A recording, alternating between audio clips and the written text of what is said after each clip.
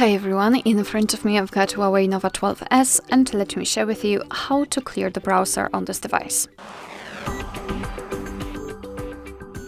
So let's start with opening the browser. In my case it will be this standard and default browser which comes with HUAWEI devices.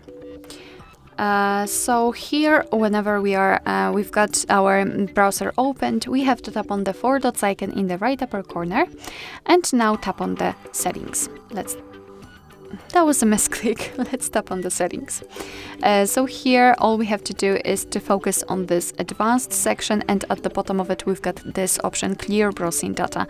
So let's tap on it. And here at the top, we've got, I would say, like basic browsing history, because we've got the history, browsing history, and cached pages. And here, more advanced options like cookies, passwords, site settings, and homepage news cache. If you want to remove something, just make sure that it is marked, and then tap on clear data. Tap on clear, and as you can see, we've got this information, which means that we just successfully cleared our browser.